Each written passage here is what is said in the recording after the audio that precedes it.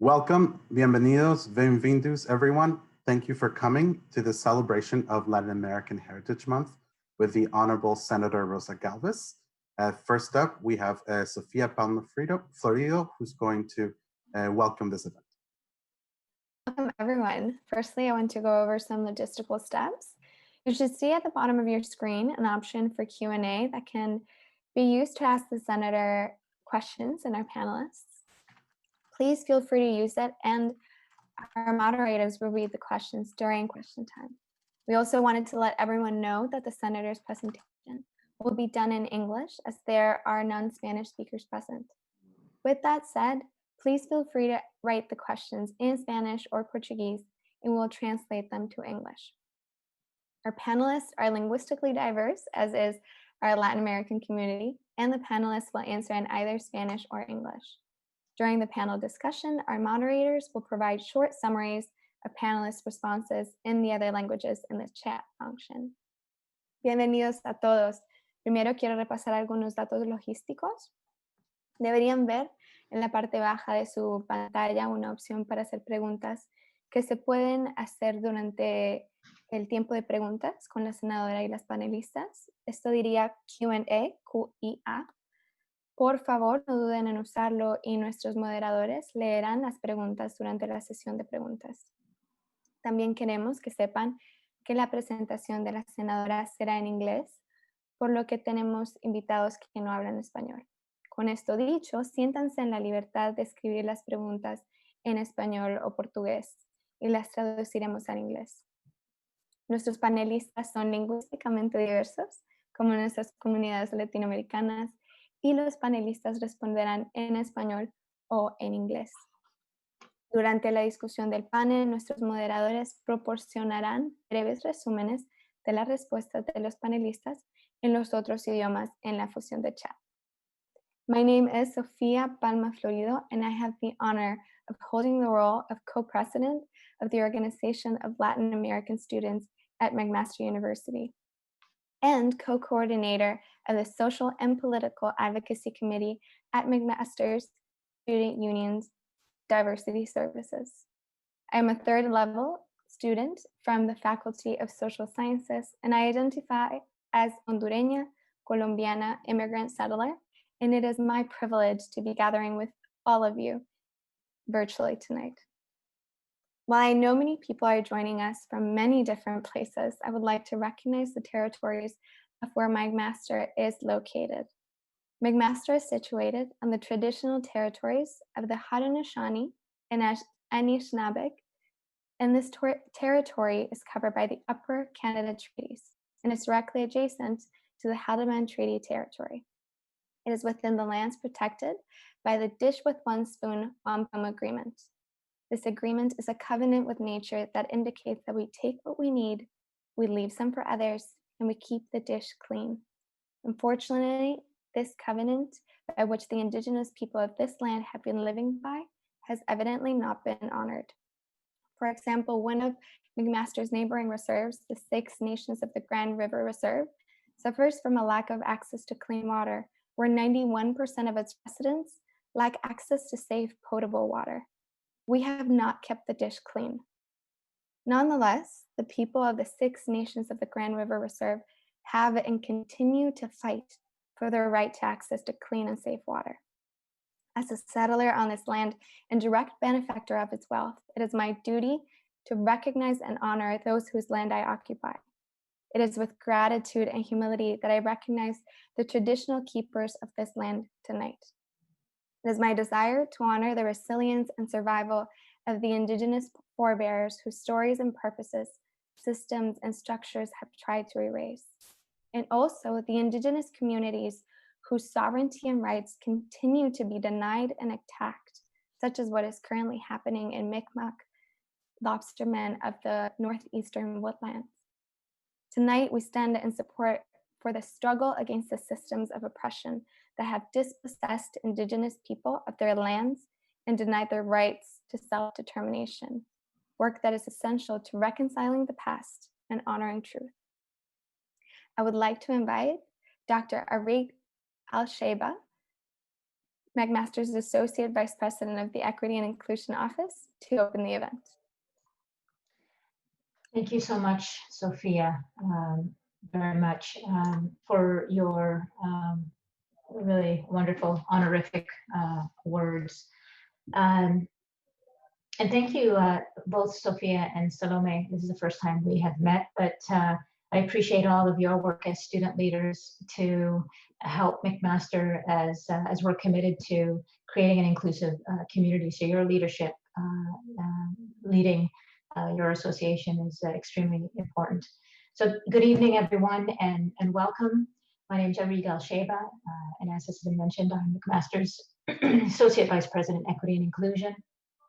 I'd like to also start by acknowledging that I'm joining you from Dundas, just west of Hamilton, and as has been mentioned, located on the traditional territories of the Haudenosaunee and Mississauga nations in the lands protected by the District One Spoon Wampum Agreement.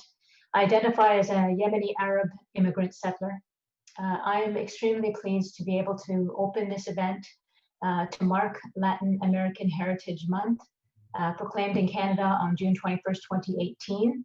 I was disappointed. I was saying to the group before we started, I was very disappointed to have missed the event last year, and was delighted to hear that Senator Dr. Rosa Galvez was going to be returning to McMaster again this year, albeit in this virtual environment.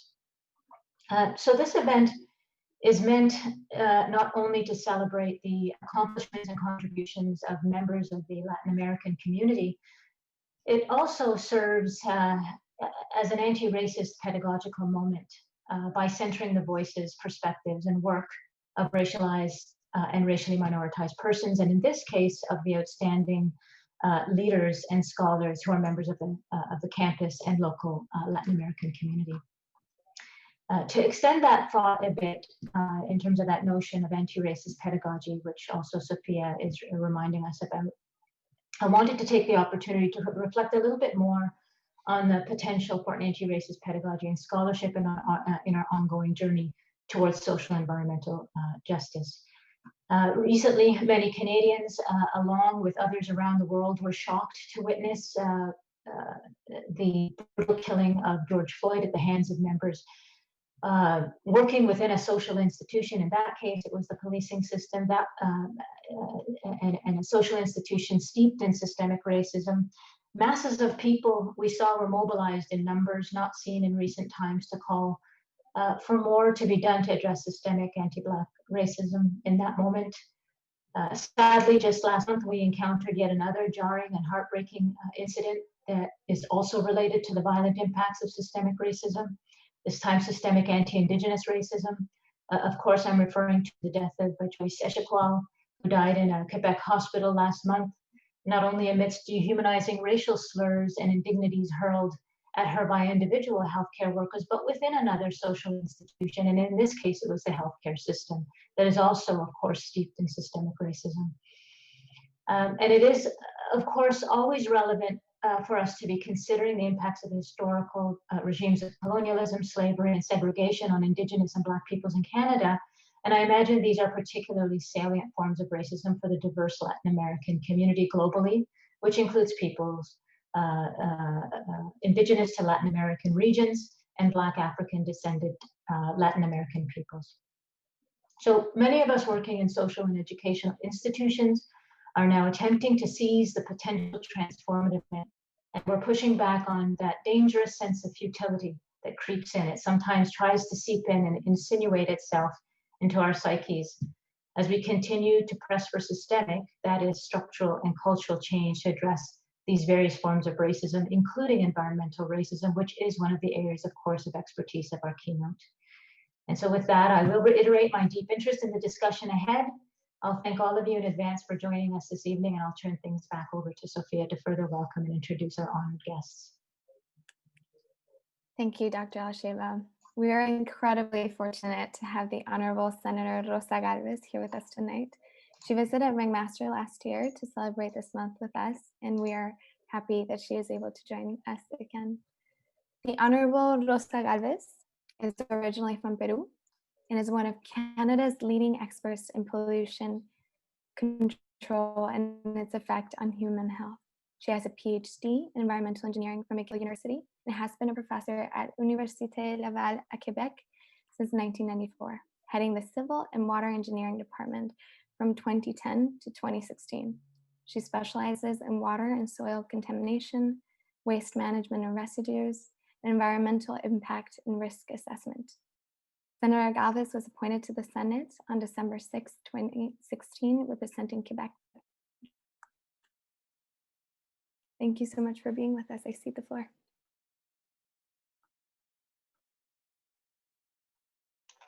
Thank you so much. What an incredible introduction of the context in which we are today.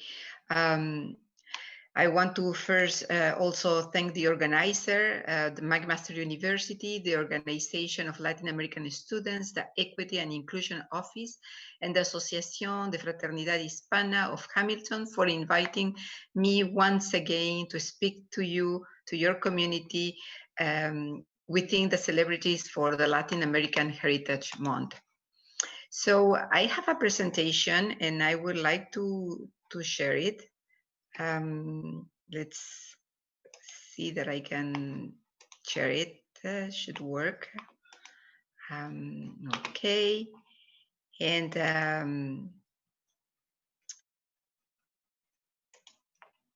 okay. I hope it's working. I hope you are seeing it. Thumbs up. Perfect. Okay. So I wish we will have time hours to talk about all what is to talk about the situation, the present situation, what COVID has brought to us, to everybody, to each one of us in such a different way. And people says we are in the same storm, but definitely not everybody's in the same boat. And we will talk. I will try to talk about what's going on with COVID, but let's start. So thank you very much. I'm here, and I will take your questions at the end of the presentation in the language of your preference. And I can understand Portuguese. I'm happy to say that. So don't worry. So let's start. So I had some points that the organizers asked me to cover. And the first was to talk about myself.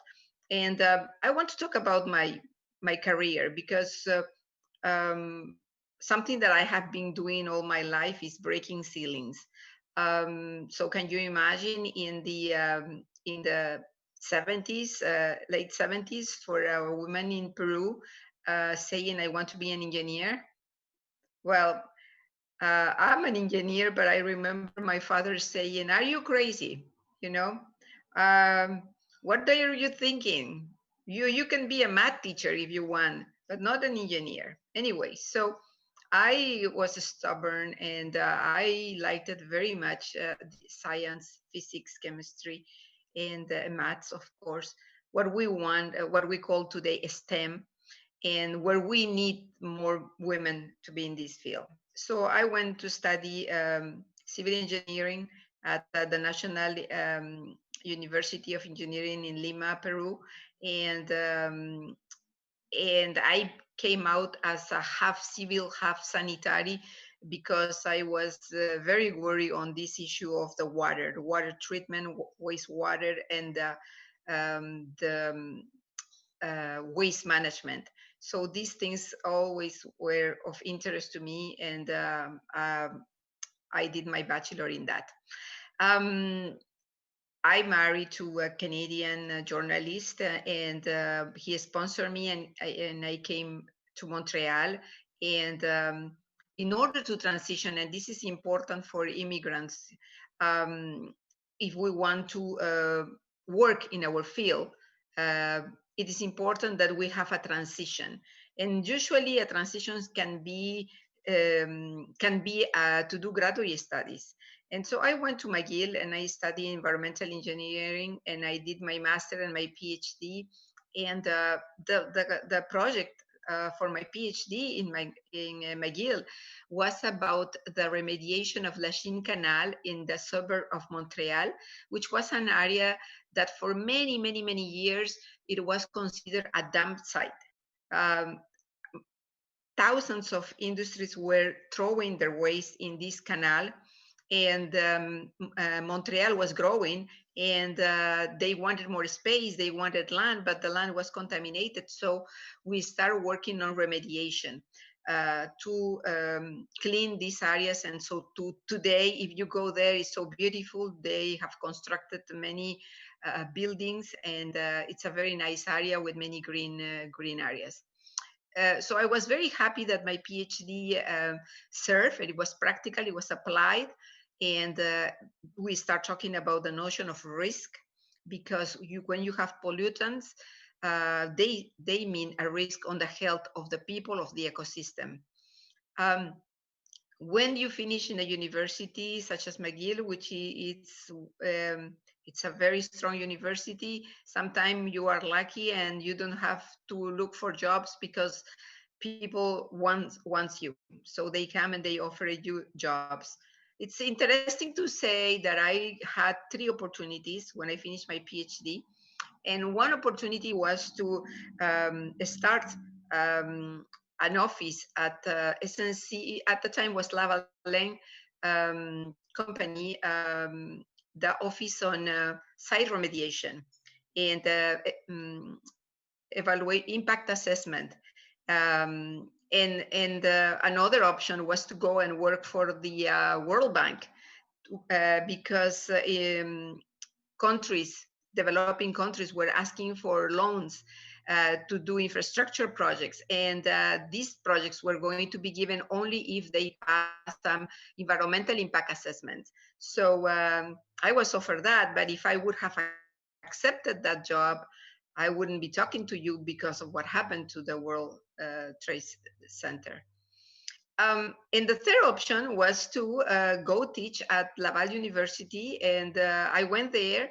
And the main reasons actually were because I was told that Quebec City was a very nice, quiet city where it's easy to live, and the life is easy for the children. And I had 2 little daughters, so actually it happened to be true. And when I was here in Quebec City, I liked it a lot.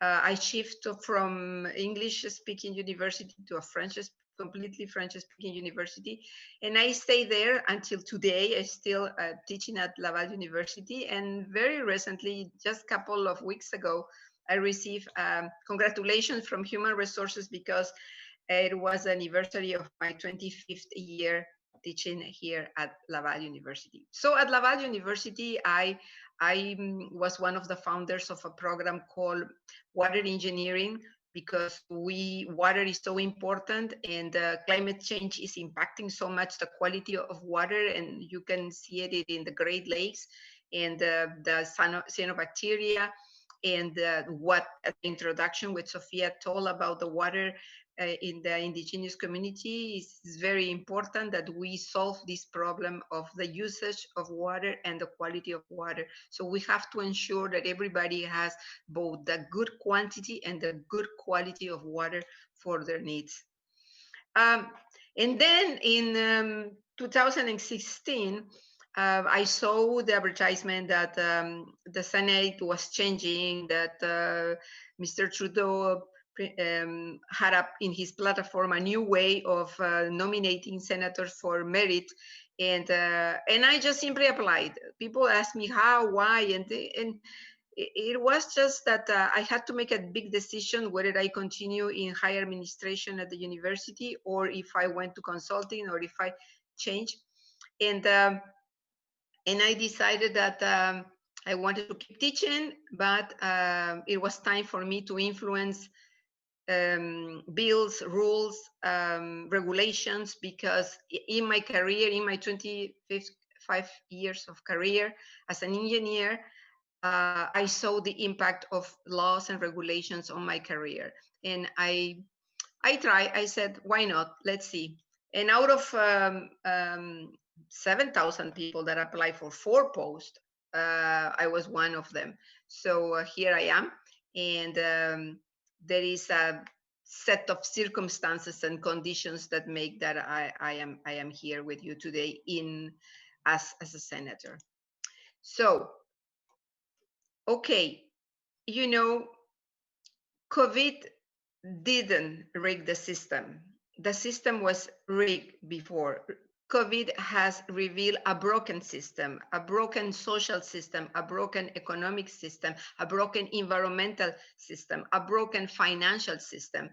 It is, in my mind, and as a scientist, it is so clear, it's crystal clear that there is a great incoherence between wanting to grow infinitely, living in a planet that has finite resources.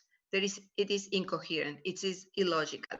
So we are where we're supposed to be because of that. I also want to say that the more I listen to my colleagues in the health science and in the ecological science, in the public health and into the virologies, is that this COVID-19 is just another symptom of the big problems of our planet, which is climate change, biodiversity, extinction. We are encroaching into the habitats of wild animals, and so there's coronavirus are appearing. 70% of the new emerging diseases are coming from zoonosis, from diseases that jumps from wild animals to humans. So we are here in this second wave of the pandemic of COVID-19. And as I said, it affects different people in different ways. And the most vulnerable people are the women, the indigenous people, because of so many reasons, and the poor and the racialized communities. But also, yes, I am thinking more and more that even students are also impacted, particularly at the emotional level, at the they shouldn't be worrying today about their futures. Yet there are accumulation of factors that are telling them that they should worry about their futures. And I hear many times the argument that it is not like in United States. It's not as bad as in United States. The students, it's true, they are worried about using their savings, having no jobs, increasing the debts. But very fast people will deny these things by saying it's not like in United States. Well, I'm sorry.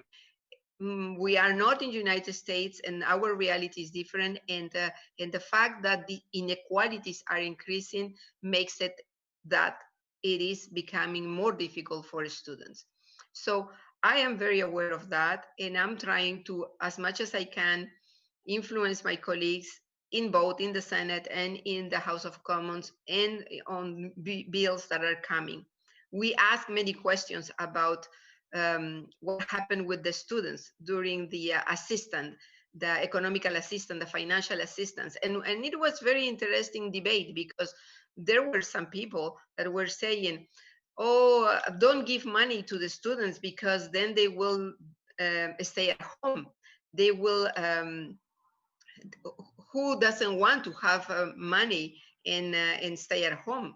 Well, I was against that idea, because in my mind, and for what I see at the universities at the CJEP level, is that they are studying to become and to get a diploma and a profession and a job in their area.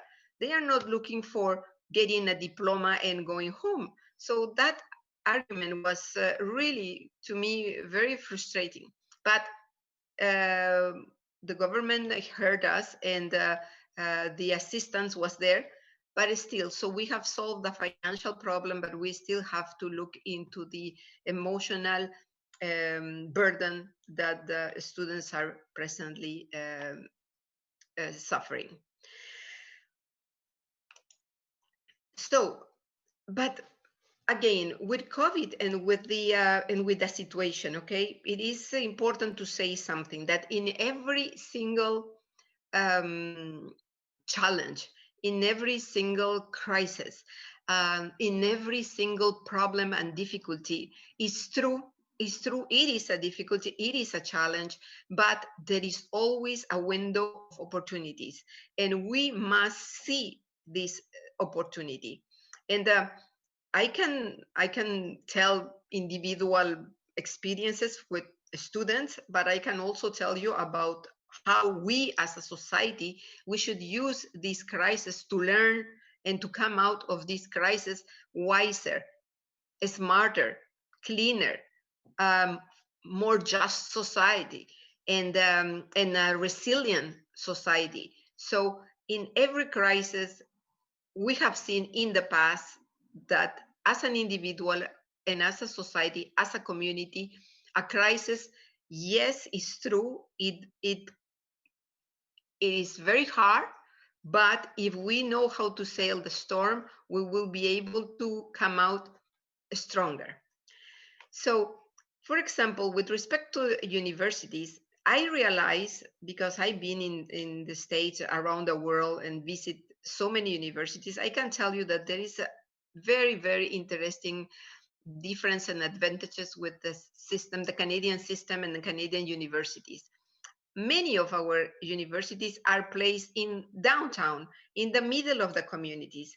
And sometimes these universities do exchange all kinds of activities with the communities, and sometimes they are like isolated and they are like an island in the whole city.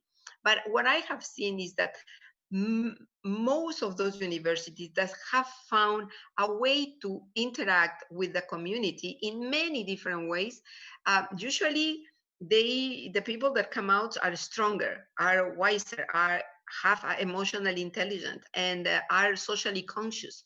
And so I encourage that integration with the community is very important. I was mentioning about Quebec City. So, Laval University is right in the middle of the whole metropolitan Quebec City, which is still small. But one thing that I like is that I go to the gym, to the university theater, and I find people of the community. They are there. They are using the installations. There are clinics. When I was at McGill too, it was very interesting to see how there were clinics managed by the students. And recently I wrote in Facebook reaction because one student from Concordia University in Montreal wrote a very sad letter saying it was an open letter to Minister Legault in Quebec, telling him why you have forgotten us, why you have forgotten the students. And he was asking, is it so difficult to give courses in smaller groups? Is it difficult to use other venues for giving courses and exam? And I was answering to him and saying, actually, no. Actually, no, it's not difficult to organize smaller classes. No, it's not difficult to use bigger amphitheaters, the gyms, the other venues, even the commercial centers that are empty. I was telling him that in Sherbrooke University, they are using the small church that is there. And my university, at Laval University, they promised that we were going to use the gyms for exams, to have exams in person, but it didn't work. So I know that most of the people thought, why are we going to organize all of this? Why are we going to change all of what we are doing when in a few months everything will disappear and we will go back? And no, this is not going to happen. So COVID is here to stay for a while. It may become endemic. Vaccination will come, they are saying, in December, January. Here we hear that it's more in February. Other people are saying by the spring. And But even if we start with the vaccination, not everybody will be able to receive vaccination on the first day. So there will be a priority, and it will take 1 year. So, and planning and organizing is what it makes us a resilient community, a resilient university, because maybe the next time won't be a coronavirus, will be something else, will be a flood, a big flood, or a big other thing. And so we should start building resilience. And if the administrators and if the authorities are not doing it, I encourage the students to talk, to organize themselves. It's time to renew the student radio, the student journal, the club of debate, the club of history, and the club of philosophy. This is the time to do all of that. I'm happy to say that I've been in meetings of U20, U15, groups of subgroup of universities, and I know that everybody's talking about how to increase inclusion. We are affected by what we see in United States, and we see that what inequality is causing. We see what racism is causing, and it's making us think that we are very different, but we are not different. As a scientist, when you look at the DNA of people, you know what makes the difference between the color of eyes, the color of the skin, the difference in the colors of the skin is 0.001% of our DNA. The rest is exactly the same. So it is really a lie to try to put differences between people that comes from Asia, or people that comes from Europe, and people that come from Africa, and that is a disservice to what we should be as a human race today, a unify. And you know, it's interesting because at the same time scientists are saying that we are in a progress to become more and more homogeneous, and that the extreme darkness and clearness of the skin are going to disappear, and we are going to be all in the middle. So it is very interesting that at the same time that this is happening because of the mixture, at the same time we have dogmas and ideologies trying to push us apart. And so we have to be smarter and try to reflect on these things. So universities have examples for inclusion, and I wanted to congratulate McMaster for the McMaster Access Strategy that with particular focus on integrating and welcoming students from Afro-Canadian and Latin American and indigenous backgrounds. It is very important. At Laval, we are focusing on implementing the recommendations of the reconciliation with indigenous peoples. And this is very important. Very recently, I had a meeting with Statistics Canada, and I was pushing them because we cannot say how many Latino Americans are in Canada, and we cannot say how many indigenous students are in registered at Laval University because these statistics are not there. We are not taking these statistics. So it is very easy to say, oh, I am doing a lot, and say to somebody, you're doing nothing, because there are not indicators to tell us if we are doing some progress. I learned recently that Laval is one of the universities with the highest numbers of indigenous people register in programs, in university programs, and more that most of them were women, and that the popular program in which they like going is nursing. So I was so happy to learn that. And yes, and by all means, we have to acknowledge that we are in territories that belong to them, and have the humility to acknowledge that we are benefiting from whatever resources we are taking from their lands and from their lands. Okay, so let's talk about the Latin American Heritage Month. I consider it as one of my my good projects and my success, my first success in the Senate, because just when I arrived, I learned that there was for years in the Senate, they were trying to have a recognition of the contribution of the Hispanic Latin American heritage in the Canadian culture. And to that I have to say that also a big difference with the United States is that Canada is more a mosaic. It's a mosaic. We are there, but people expect, and Canadians expect, that we will keep traits of our culture and they will respect that. And so we're a mosaic. We are not a melting pot where everybody is thrown like this, and that by the external forces they try to homogenize it. There is a recognition that there is a strength in diversity, and it's exactly the same with the ecosystem. Diversity brings resilience. Diversity offers a buffer against the viruses. It's proven today.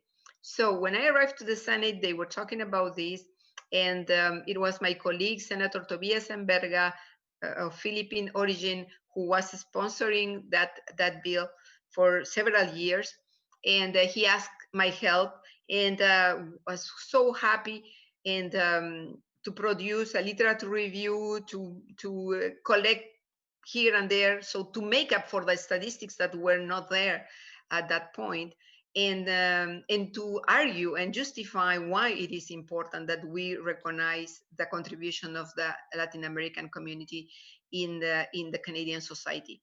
So it was in June, the year before, 2017, that we work on this in both houses, the House of Commons and the Senate, to finally have it declare in June 2018 the acceptance and of this act that declares the month of October the month of the Latin American heritage.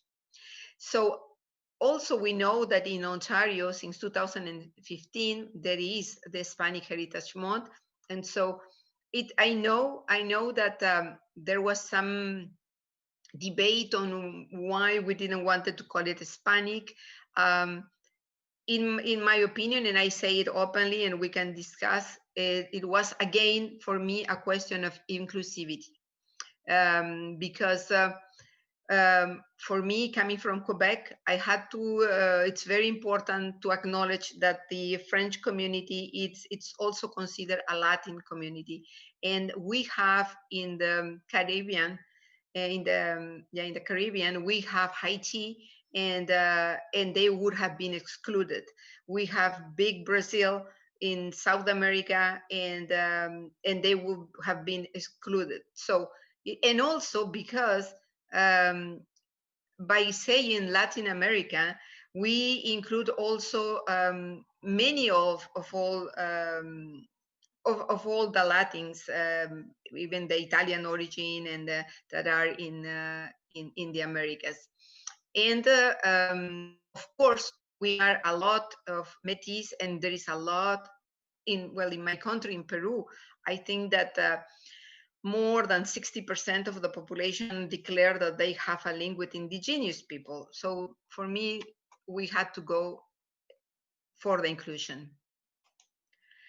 Okay, so very fast on the Senate today, we have 10 provinces and we have 3 territories, and in each province and territory, depending on the population, we have to be represented in the Senate. We are not elected, we are nominated. There are 105 seats that are now occupied, and that I belong to the group of independent senators. I've never been affiliated or registered with any political party. And presently there are 10 vacancies, out of which 4 are in Quebec. I think there are a couple in Ontario. And well, as I said, you know, I just presented my candidature, and that answer to the 3 questions that they asked, and maybe some weight, which is important too, is that you have to have people that support your candidature. But it's very interesting because the people that I asked to support my candidature, yes, one of them was a very strong researcher known in the world. Yes, it's true.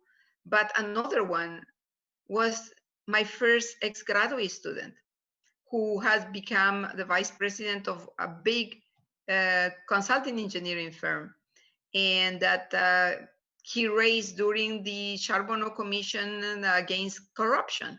And I asked him to write me a letter of recommendation, and so, you know, it's like that. So what are the presence of the Latin Americans in the federal politicals? So I'm happy to say that it is growing, especially in the House of Commons. I'm sure you know that my colleague Pablo Rodriguez is the leader of the government of the Liberals, and he is from Argentina.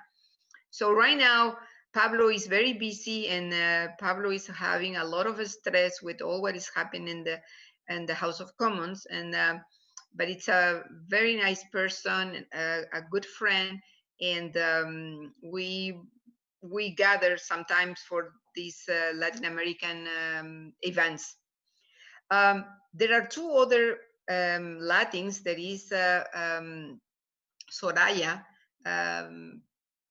Ferrara, Soraya, de origen of Chilean origin, and there is Julie Serovich, which is half Ukrainian, half Mexican. That it's there too in the House of Commons, and in the Senate, I am the only one in Latin America. I hope soon it will change, because we are almost 500,000 Latin Americans in Canada.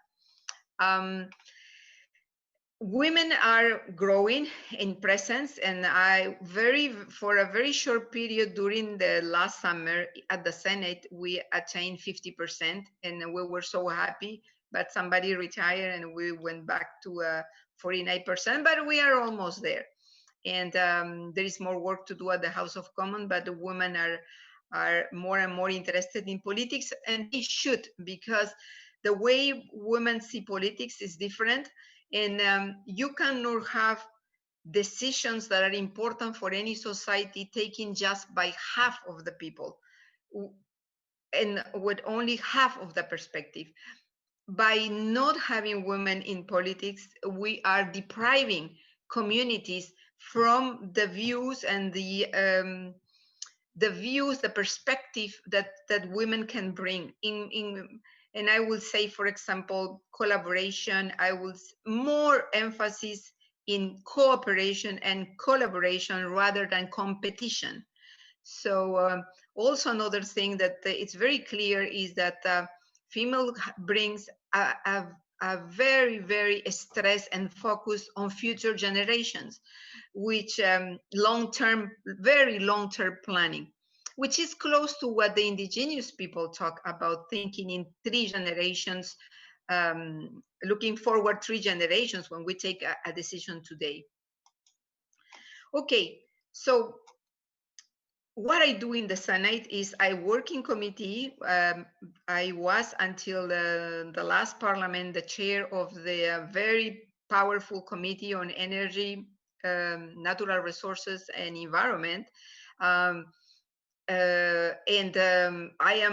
remain a member. It is difficult to be a chair because there is a lot of lobbying, and at a point in 2018, I was in the news with I was the most lobbyist senator in Canada at the point, and that brings a lot of stress.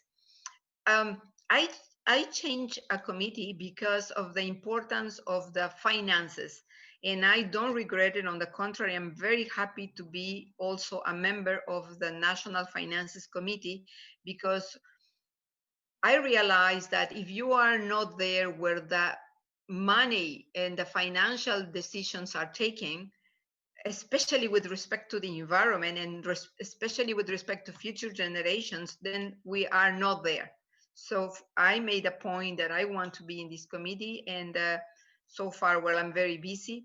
We are doing the oversight of the response of the government for the COVID-19 pandemics, focused on the financial aspects, and I am promoting a clean and just recovery. My office just finished writing a big, thick white paper on why and how we should go about a clean and just recovery, but also how to pay it. Because to be honest with you, most of the time, people will not necessarily deny what you are saying about the problems with inequality, but they will say we cannot be against virtue. It is absolutely, you are right, it's very important, but we don't have the money. Yet you see that in other sectors, money is just given like that. And so this has to stop. So I'm working on this, a clean and just recovery. And comparing a just recovery benefits and co-benefits with respect to a traditional stimulus. Let's take what happened in the crisis of 2008, where the government gave money to these big companies, like, for example, the auto company, thinking that, okay, I will help this company and this company will keep the jobs, keep the industries here. No, they received the money 2 years after they were all gone, and we didn't saw any revenue, any benefit of that assistance. So a just recovery wants to put emphasis on the performance of the assistance, where it goes, the goal of this assistance, the building of the resilience, the environmental and the social benefit. So this is what I'm doing now. And I think that I will stop there, because I want to have a conversation with you and answer your questions. So thank you very much. Gracias, Senator Galvez, for this fantastic presentation. It really was a wonderful depiction of so many different parts of both your journey to where you are now, as well as all of the support that you provide both the Latin American community and the wider community in your work as a senator, and as well as your work in the university. It really is both heartwarming, but also very impactful to see. So thank you so much. My name is Andres Felipe Fajardo. I am a medical resident in pediatrics here at McMaster. I grew up in a Colombian background. However, I live in this kind of weird mix between growing up Colombian, but surrounded by so many different diverse communities. And I really do think that that, as you were mentioning, the diversity really does make us so much stronger. So thank you. We're now going to be going into the panel section of this evening's event. So we're lucky to have the following panelists that will join Senator Galvez in discussing the Latin American Heritage Month. So we have Nancy Ramirez. She's the president of the Asociación Fraternidad Hispana, or the Hispanic Fraternity Association de Origen Mexicano, with 10 years of voluntary work for the AFH, and she's integrated in the community in different activities. We also have Salome, who's an undergraduate student at the McMaster University and is co-president of OLA, the Organization of Latin American Students. She is currently researching the role of indigenous women in ecological protection in Colombia. And we did have Dr. Mirna Carranza, who is a faculty member in social work at McMaster. However, she won't be able to join us today. So I'm going to go through a few things in English, Spanish, and Portuguese, and then we'll kind of get started with the event. So we have prepared a few questions to get started. While the panel discusses anything, we invite you to leave questions in the chat function. Tenemos algunas preguntas preparadas para el panel. Los invitamos a que escriban preguntas o comentarios en la función de chat. Temos algunas preguntas preparadas para o panel. Convidamos vocês a escrever perguntas ou comentários no chat. So, to start it off, as you may know, Canada has been celebrating Latin American Heritage Month since 2018. What are your opinions and thoughts about the importance of celebrating Latin American Heritage Month in Canada, both for Latin Americans and non-Latin Americans? And then I'll just say it in Spanish. Como ustedes sabrán, Canadá está celebrando el mes de herencia latinoamericana desde 2018. ¿Cuáles son sus opiniones y pensamientos sobre la importancia de celebrar el mes de la herencia latinoamericana en Canadá, ambos para los latinoamericanos y para los que no son latinoamericanos? And if we can start with you, Senator Galvez. Okay. Yes, it's super important because there are, I will say, there are political reasons, there are social reasons, and there are economical reasons. So to start with the political reasons, we are immigrants, we come, we arrive, we have first the problem of the language. We have to decide whether we're going to live in an English-speaking, in a French-speaking environment, and we have the first barrier is the language. But then second, we have to find a job. And as I said, the transition, we may go to university, but maybe we don't want to go to university and we start trying to find a job. Sometimes it's easy, sometimes it's difficult.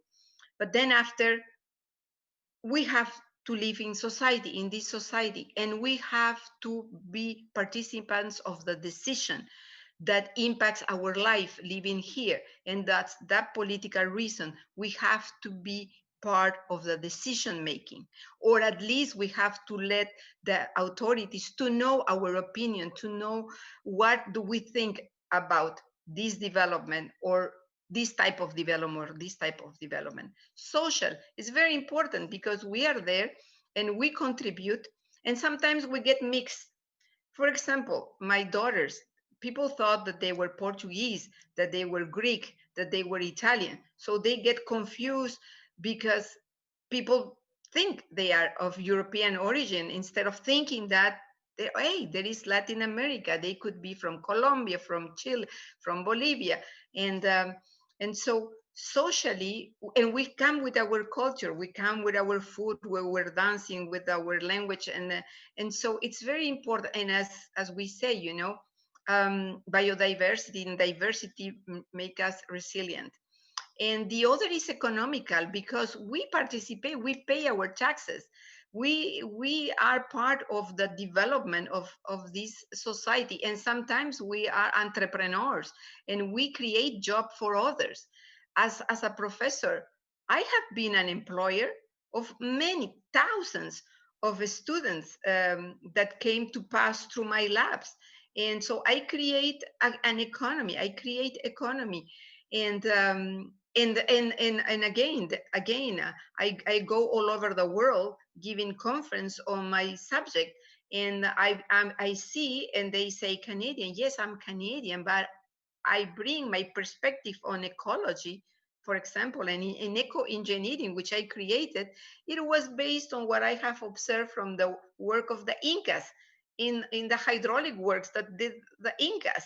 So I think that we have to be recognized by all what we have contributed in this aspect. So I'm very happy that the month is there, and so we can say it. Wonderful, thank you. And I guess next I'll go to Salome, since we were just talking about students and universities. Yes, absolutely. Hello, everybody. My name is Salome Rodriguez Solarte, and I am an immigrant settler Colombian. I was born in Colombia. And I relate so much to what the senator was saying. I walk around and people confuse me for Middle Eastern or Arabic. Have to tell them I am Colombian, and I don't actually know who they are at the supermarket. And I agree completely. And I think the celebration of this month can be a useful tool for Latin Americans and Latin American descendants to unite under an imposed identity. And by this, I mean, we became Latin Americans or Latinx people when we moved away from our countries, before which we just identified by our nationalities or our backgrounds. But in the diaspora of Latin America, we are all collectively called Latinos, Latinx, despite all of our differences. And up until this point, and probably for a long time afterwards, this term Latino, Latinx will be used in many ways to erase Afro and Indigenous Latinx people. And Latinx people aren't just ambiguously mixed. They don't just look like me or most of the people on this panel. So I'm hoping that by virtue of celebrating this month and bringing attention to who Latin Americans are, and by virtue of having Asian, Indigenous, Black, mixed, white Latinx people, we can band together in this Latinidad, and we can more precisely dismantle the oppressive systems and mindsets and languages that are present in all of our lives. And in terms of our presence in Canada, we're not a small community, like the senator said. We're as numerous as any other immigrant group, but we are so disbanded and scattered. We don't often have joint efforts. We don't support each other's home nations when something occurs, such as a natural disaster. We don't have that unity that is necessary for calling ourselves a Latinx community. So perhaps we have not grown into our shared Latinidad, or perhaps some of us refuse to grow into it. Either way, it's a hump, I think, and I agree with the senator, that we have to get over, because as long as Canada or the US or the world sees us collectively as Latinx, that will be the vehicle we use to succeed in our diaspora and to lift each other up. And on a personal level, why I like this month, celebrating this month, is because it's a good tool to reconnect us back to our cultures and our nationalities, and just a moment to reflect for where we come from and where we're going. Yeah. Thank you, Salome. That was fantastic, and I think a lot of people, especially around here, can relate to the issues of identity and recognizing how we identify ourselves, but also the recognition of the lack of identity collectively, and how people who live here see us as Middle Eastern or as Greek or Italian or things like that. Nancy, would you like to add? Yeah, thank you. Hi, everyone. Okay, for us, it's very important. First, the Canadian government has recognized Hispanic Heritage Month, since it provides us to continue cultivating our roots, as we come from places rich in tradition and cultures that we probably want to show we want to show in this country, no? Which has welcomed us. We appreciate the opportunity to show those who had not the opportunity to know our culture and diversity, which are reflected in the custom of brotherhood and solidarity that characterize us as a country with great human quality. Awesome. Thank you so much. I think it's really interesting to see kind of the resounding importance of not only just the unity of Latinx or Latinidad, but also of the inclusivity of it, and recognizing that not everybody looks like us, like the panelists, like Salome was saying, and trying to also bring up the different groups and the different individuals into the positions where we can have an impact and can really help improve not only our communities, but the community as a whole, and Canada as a whole, because as you were mentioning, the importance of biodiversity and of diversity in not just of people, but of thoughts and of processing, and of the way in which people think, it can bring so much to our country. So for the second question, I'll start in Spanish and then I'll go in reverse order. ¿Cómo cree que será la comunidad latinoamericana en Canadá en 5 o 10 años? ¿Cuáles son las esperanzas para la comunidad latinoamericana en el futuro? And in English, what do you think the Latin American community will look like in Canada in 5 to 10 years? What are your hopes for the Latin American community in the future? Nancy, if you don't mind starting. Okay, to continue demonstrating and straining that we are an integrated and organized community which has embraced Canadian custom without forgetting our roots, helping to strengthen the inclusion of Latino immigrants to better contribute to the Canadian community, and also projecting our values to future generations, and to be solid community to allow us to continue contributing to the needs of this country, and thus together continue contributing again to the growth and social and economic development of this country that opens its door to us and for which we feel grateful and committed, while contributing our grain of sand to the progress of the Hispanic community in Canada. Great, thank you. And hopefully one day it'll be more than just a grain. Salome? Yeah, so I agree. And I think that there's, in the Latinx community abroad, I think there's an unnamed shame or maybe quietness to a Latinx identity. By this, I mean, like I've met very few people living here in Canada for most of my life who wore their Latinidad proudly or their nationality proudly, if they could help it. And I think it comes from this pervasive desire in Latin America to align yourself with whiteness or with USA and remove yourself as much as you can from brownness or blackness because of the hardships this brings in our own countries and around the world. So in 5 to 10 years, I hope to see the Latinx community proudly protecting all of its members and to have a more powerful presence in Canada, not only in levels of government like the senator, but in civic life in order to improve all of our lives economically, politically, socially. And for that, I think we need community. And for that, we need to not be ashamed to associate with each other as Latinx people, no matter our different nationalities. That's the one I hear most often. Oh, they're Cuban. Oh, they're Argentinian. So we tend to separate ourselves, which does nothing for us. So despite our differences, no matter what we look like, how we speak, where we come from, and in 5 to 10 years, I hope to also see us established in different areas of business and in government and society, successful and fulfilled, but always remembering where we came from and never turning our backs on those who have given us our success and who fight and continue to fight for their own lives and their own communities, such as the Indigenous people in Canada or in our own home countries and other vulnerable communities. And I don't know how feasible this is even in 10 years, but it would be cool to see something like a pan-Latinx network spanning all the way to the south of Chile, where there could be things like academic and professional exchanges for people who want to come to Canada or go back to their countries. Basically, like I said, in 10 years, I want us to solidly and unashamedly invest in our own community. We're, like the senator said, we know what we need and we need to be vocal about it.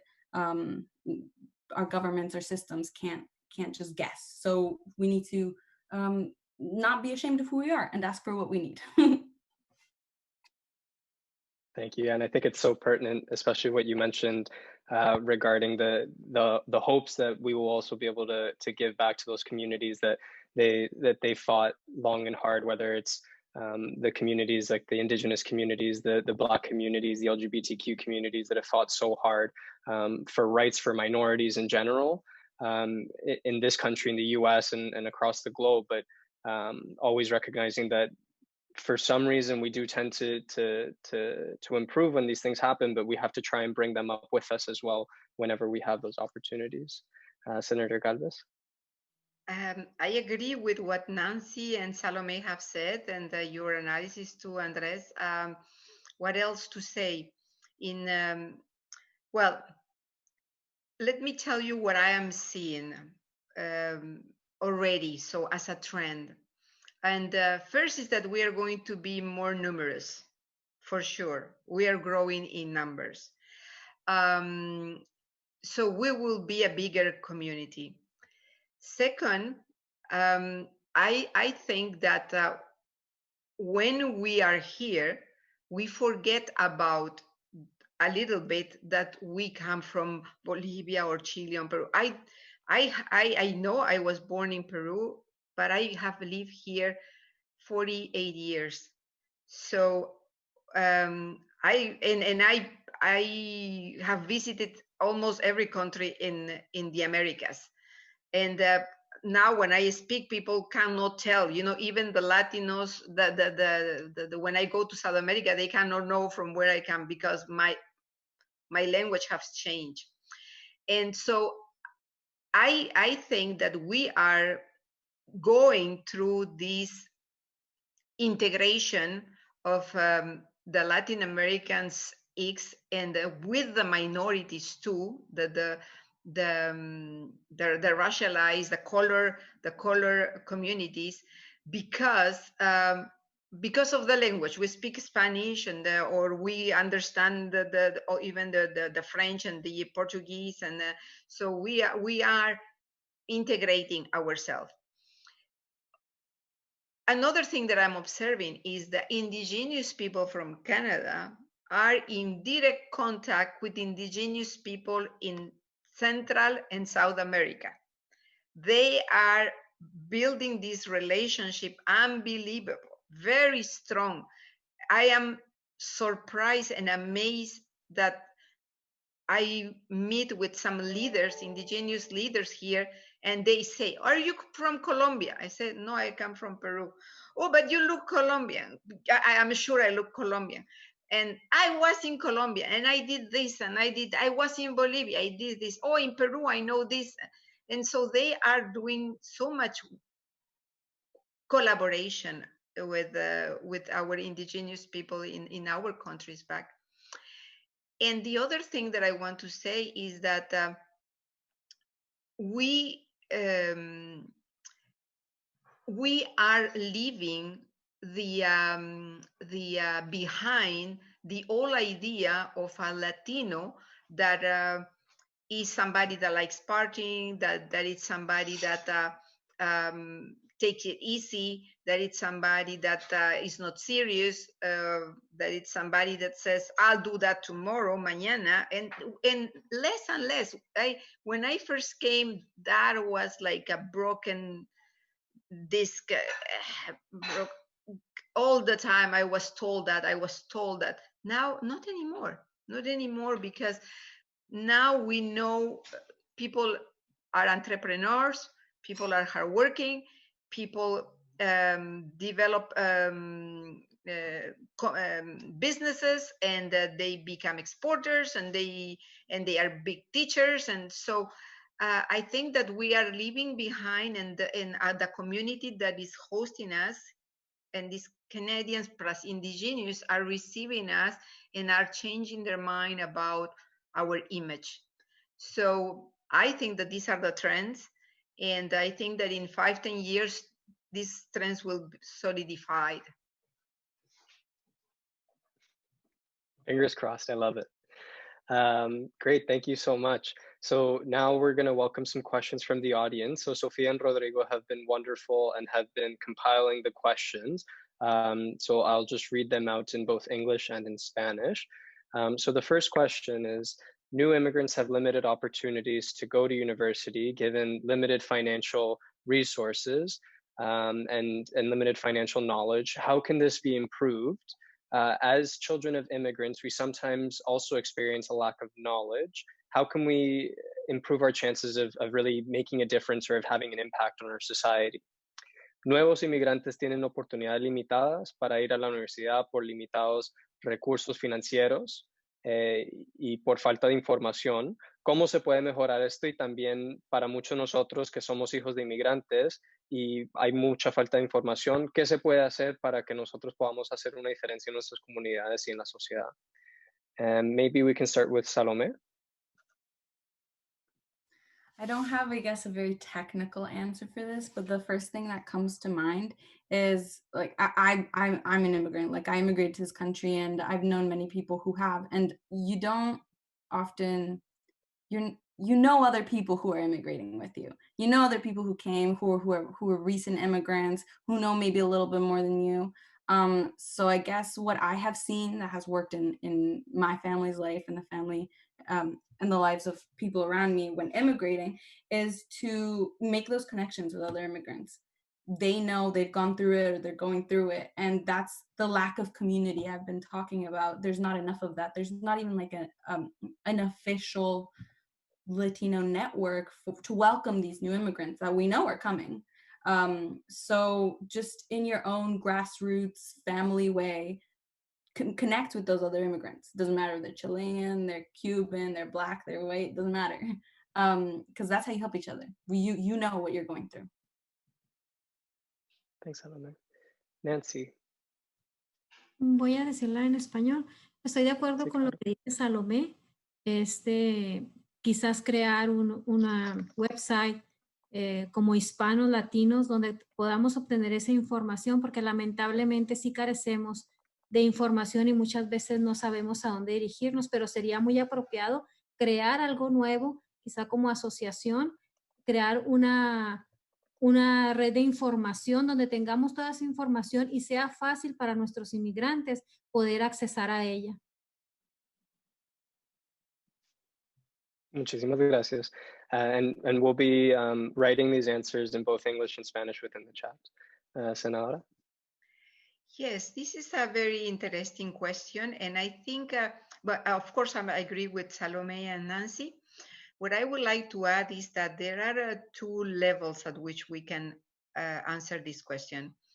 At the personal level and at the community level. When I hear that I want to study something and I want to become something or I want to learn something, I can tell you that today, with the tools that we have, all what is available in the media, we can learn what we want. I have my son learning guitar with YouTube. I had one student learning piano with YouTube. I have a student that are learning, I have one of my employees that is learning Spanish from the media. So at the personal level, if we want to learn something, it's relatively more easy than in my generation, where it was very difficult. There was no library. You have to go to the library, you have to get books, and there were not even libraries, and it was not safe. So, but having said so, also, again, at the personal level, is that we have to reach out. And this is the thing about the difference between competition and collaboration and cooperation. Many times when I see the immigrants, when they just arrive, they are fixated with competition because back in our countries, we have to fight a lot because there is a lot of competition. And that's why, you know, there is always that, okay, I need somebody that helps me, that gives me a job first, or that a little bit on the corrupted side, that I need somebody to be my godfather that will help me with this, you know, even if I don't have the qualifications. But here it's a different system, and we should cooperate and we should collaborate. And it's true that when we first arrive, we arrive with a group, and we call it our peers, and there is a lot of competition with our peers. But at a point, we have to change this competition for collaboration and see them as part of the family. And I will tell you, and the community. And at the beginning, when I arrived, I'm married to a Canadian, so I couldn't speak Spanish with nobody at the beginning. And I felt really, really sad. I cried a lot the first months that I arrived. And at the university, it was very interesting because my name was in the board, because as soon as I arrived, I got a job, and my name was there. And people were coming, all these Latinos coming from all over to ask me questions, how to register, what do I register, what do I need, what is my paper, can you translate it?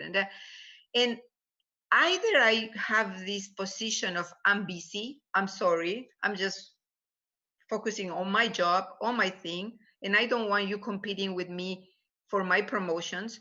Or I say, oh my God, these could be my cousins, this could be my uncles, this could be, and actually I'm very proud to say that I have friends since that time, so that means 40 something years ago, and that are Mexican, Colombian, Brazilian, Venezuela, and that most of them were guys, because we are in engineering, and engineers, they're guys, and they became the uncles of my two daughters, and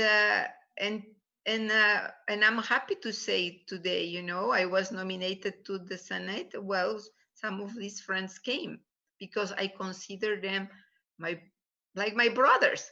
So I think that we have to, this solidarity, this change in the chip of our mind, that from competition to cooperation to solidarity, we will progress faster. We will progress much faster.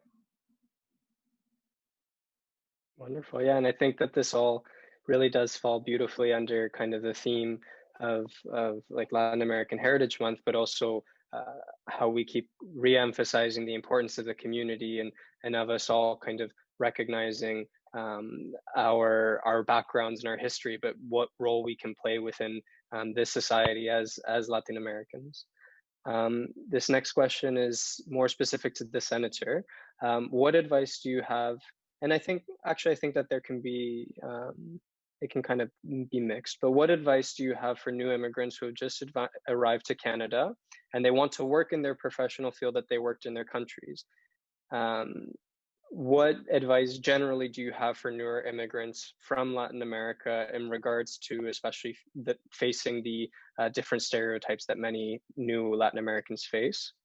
¿Qué consejos podría dar a los nuevos inmigrantes de Latinoamérica que acaban de llegar, que quieren trabajar en sus áreas profesionales y de estudios? Adicionalmente, ¿qué le diría a los nuevos inmigrantes a todos los dichos que les dicen a los latinos que llegan aquí?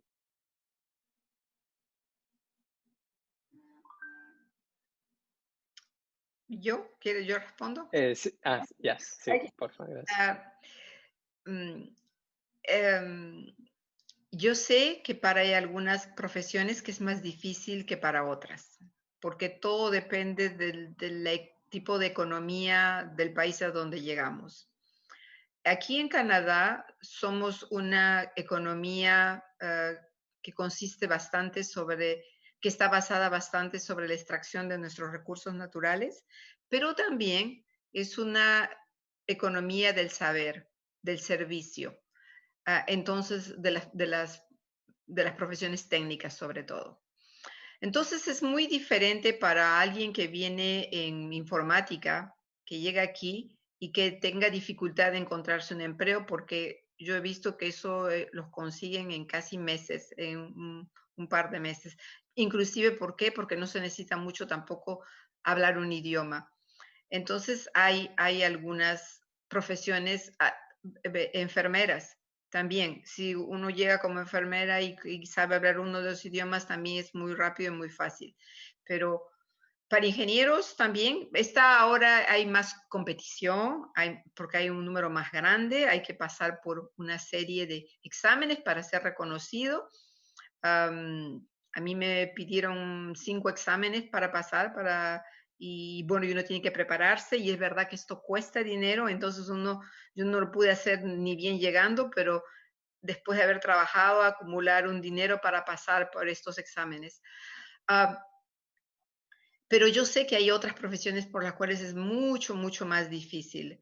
Ser doctor, llegar aquí, Andrés, yo no sé cómo fue para ti, pero una cosa es de hacer investigación y trabajar en el hospital, pero otra cosa es de que te reconozcan los diplomas y que tú puedas abrir tu propia clínica en un día, es un poco más difícil. Pero no es imposible. Lo que quiero decir es que nada es imposible. Todo es posible. Yo pienso que uno puede organizarse en etapas, decir, ok, a largo término yo quiero trabajar en esta profesión y en esta situación, pero para llegar a eso tengo que pasar por etapas. Tengo hermanas que son, y hermanos son ingenieros, pero hay uno que es economista y le tomó tiempo, pero está trabajando en un banco hoy en día y está muy bien.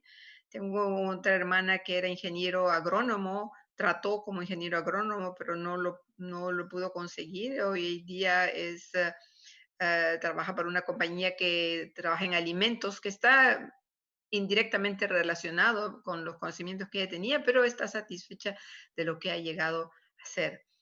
Entonces, yo hablé de mi transición de hacer estudios. No es necesario de quedarse a hacer doctorado, uno puede hacer una diploma que toma 1 año, una maestría que toma 2 años y después le ayuda eso a practicar el idioma, escribirlo y después intentar hacer el trabajo también. Muchísimas gracias. And would anybody else like to comment regarding either advice for new immigrants or as well any advice for immigrants regarding facing any type of stereotypes when you arrive to Canada? Salome, or? Yeah. Speaking more to the stereotypes, so being from Colombia, I grew up hearing about the cocaine jokes and the Pablo Escobar jokes, and there's nothing you can do to stop the comments from coming. You can try to talk to the people and educate them, but at the end of the day, we're talking about how it attacks our own identity and how we deal with that internally. Or at least that's what I want to speak to. And I think it just comes down to you know the truth. You know who you are. You know who your people are. And the best thing you can do to disband those comments and make them irrelevant is to live your life and make it part of the story. Make it part of this is what a Colombian is. This is what a whatever person is. You are writing the narrative. So the comments will come. They're irrelevant. Move through life how you need to. Thanks, Salome. I will add too, one of the great things is that when you educate your friends and stuff like that, sometimes your friends then also become allies for yourself and start educating other people, because I do think that although it's really important how we internalize or try to not internalize these comments, I think that education is also such a really powerful tool in our society, and things like the Latin American Heritage Month is so important in educating people that no, Colombia is not all cocaine. No, Peru is not just llamas. Like all of these different beautiful, wonderful histories that we have, the foods, the dances, the people, the culture, everything. Nancy. No solo de que comparto la opinión de Salomé y la senadora, de que es una carrera, es difícil, pero no es imposible, como dice ella. Simplemente empeñarnos a hacer lo que queremos y no desesperarnos, sino llevar todo con calma para lograr lo que cada uno, para lograr los sueños que cada uno tiene. Muchísimas gracias. The next question, and sorry, I should have mentioned, some of the questions have been amalgamated since they kind of revolve around similar themes. But the next question is, what are the main changes that you've seen in either the professional or the educational system from when you first arrived to Canada and now? And do you have any advice for any newcomers in order to work on their fields? I guess a little bit adding on to kind of the things that were mentioned before. Senator, would you like to start? Yes. So I hope you know that we are entering into the fourth industrial revolution. There are major changes in technological changes. We are in the world of the digitalization. We are in the world of the automatization. So the new manpower and the training will evolve one way or the other. And universities are already taking some of these changes that are occurring. And some people are saying that COVID-19 has accelerated this situation. You know, like for example, people were saying that we are not using cash anymore. Everything has become now with the debit or credit card. It has good things, and I think there has some things that needs to be regulated, and reflected. The technology of multimedia and what is making that possible that we are talking, being in different places right now, it's dramatic and it's so powerful and it's so positive, but at the same time, it can cause havoc for some elections in some countries, including ours. So the economy and the workplace is changing. I would say that something that is coming very important is the knowledge of holistic networks. Things are related, but not many people understand how they are related. Talk about the financial system, talk about the pharmacological system, talk about the public health system, talk about the environment, the ecology. These systems are so huge, and the people for so many years have been focusing in a tunnel in a specialized way, that today when they are looking for people, sometimes they want people that can have a global, a holistic view of some of these networks. And these people are missing, and they cannot wait until somebody is, 50 years old to start occupying this type of jobs. So one of the things that I tell to all my students is that to open their minds to be pluridisciplinary, to understand other disciplines, so to integrate in their own discipline what they are hearing. Many people ask me, what is the success of my career? Many people ask me, oh, how did you get to this? And I realized that this is that. I started with a half sanitary civil engineering, so I understood infrastructures, and I understood the water issue and the environment issue. Then I go and one of my lectures that people liked a lot is how climate change is impacting infrastructures. And I have designed water treatment plants, but I never designed a building. But my background in the area of civil engineering allows me to understand what is a bridge, what is a building, but also to understand what is an ecosystem, what are the ecological services, and it's the same and it's the same for many things. And for example, there is the software science, but there is also the technical. So people are into the designing what we want as a software, and people saying, okay, I'm going to develop the algorithms that it's going to do that. And that's why we have to open our mind. And in Canada, it's very good to forgiven to somebody that has 2-3 careers. They see them as an advantage. While in our country, some people will say, oh my God, you have 3, you're a lawyer, and you may have to make up your mind.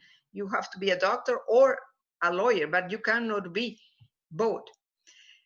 One of my best friends in Montreal of Greek origin, she is a civil engineer, a lawyer, and an administrator.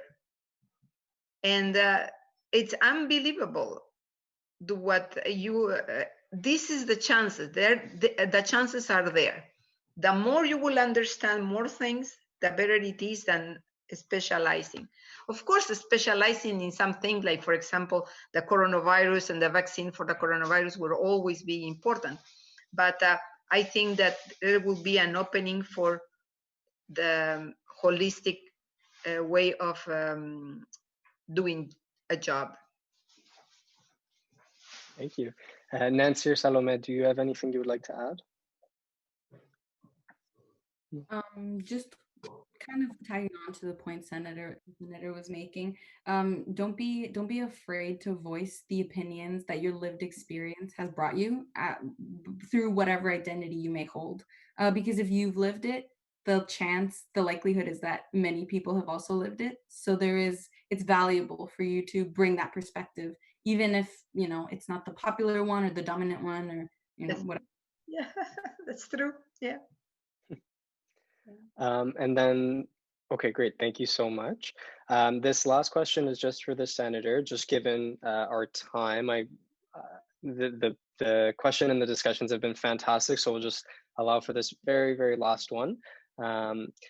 Senator, are there any programs at the federal level to promote minorities in general? As well, how did it feel as a minority, specifically Peruvian, within Quebec? Did you feel that there was a stark difference moving to Quebec and Canada?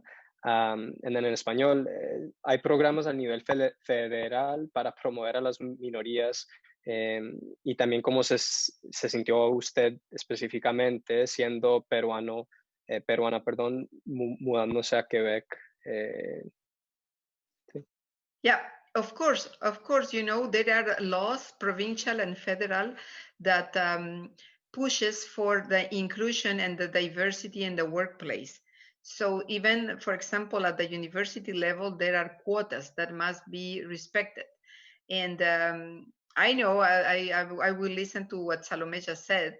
Sometimes sometimes it could be embarrassing, sometimes, but I remember, and I said this in a conference, and somebody didn't like it, but there was a point at my department where my colleagues were thanking me that I was a woman, I was the visible minority, and that I was a scientist, I was an engineer, and so they could check boxes with me. It was convenient for them. But what is important to say is that, because that could reverse. Some people may say, oh, you are there because of these reasons. And that's not what the law says. The law says that at equal level, at equal qualifications, if there is this person, you should take this person. And that exists. What I was chair of the department for 6 years, I hired 10 professors. And we were looking to something, we had some goals, and we had defined this as a group in the assembly, professor assembly, and then we evaluated the candidates. And when there was a woman or a minority with the characteristics, well, we choose them. So I'm very happy to say today that we are now 4 women. When I arrived, I was just 1, so now we are 4. And that they are performing very well. So because it makes a disservice to everybody, to any minority, it makes a disservice when we just say, okay, we'll accept it because we need to tick a box. And so, yeah, so this is, and there was a second part in the question. What was the second part? It was just a little bit more specific to your experiences as a Peruvian woman in Quebec for the first time. It has evolved.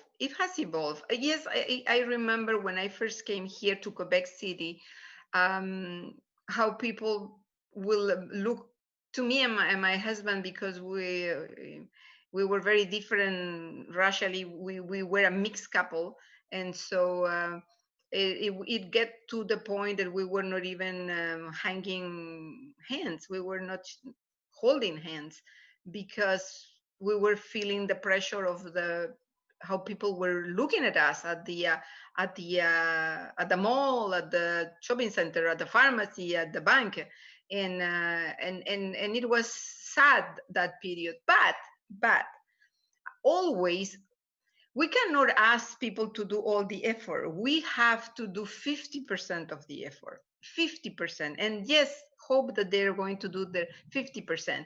And so the minute we arrived here to Quebec City and that the girls were at the school, we say, we are going to coach the soccer. As you know, we are Latin Americans, we love soccer. And that's also another thing that had helped in my career.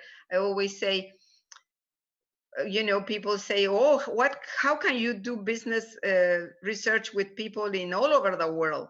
And I say, well, because I like soccer, I like wine, and I like politics.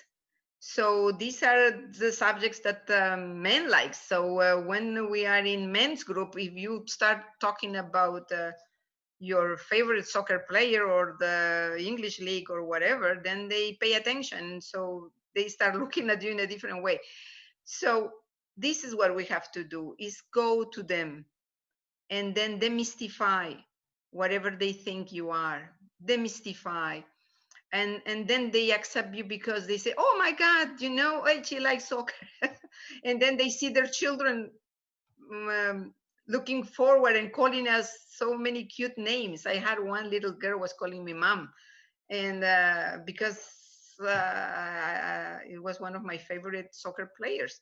And so we have to do the 50%. We have to go there and we have to talk to them, and then it will be easier. Wonderful. Thank you so much for those wonderful last remarks. Just on my own level, thank you all for participating. This was really fantastic. I think that we all learned a lot and had such wonderful discussions. I will just pass it off now to Sofia and Rodrigo to just finish it up. Yeah, thank you so much, everyone on the panel and on in the audience. I just am overwhelmed with gratitude. It has been absolutely inspiring and encouraging to hear the stories and experiences of each person who has spoken. And also the questions by our audience have shown so much thought and care, and it's just been absolutely inspiring. And I know that it is, you know, in times like these when the world feels large and big decisions are being made on behalf of individual lives, that we need unifying conversations like these ones. So may we continue to inspire each other in this journey.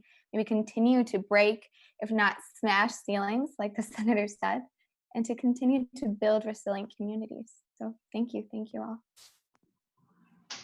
Thank you, everyone, and just wanted to thank all of our sponsors for today's event: the McMaster Equity and Inclusion Office, the School of Graduate Studies, the Organization of Latin American Students, OLAS, and AFH, the Asociación Fraternidad Hispana de Hamilton. Thank you for making this possible. Thank you, Senator, for coming here. And as well, just wanted to give a shout out to the people who made this webinar possible in the Faculty of Engineering, who have a significant proportion of Latin American students and are looking for more Latinos, Latinx, Latin American students to become engineers. You can find more information at eng.mcmaster.ca. That is all, everyone. Thank you very much, and we hope to see you soon. Be on the lookout for more events focused on Latin American community in Hamilton and McMaster. Muchas gracias.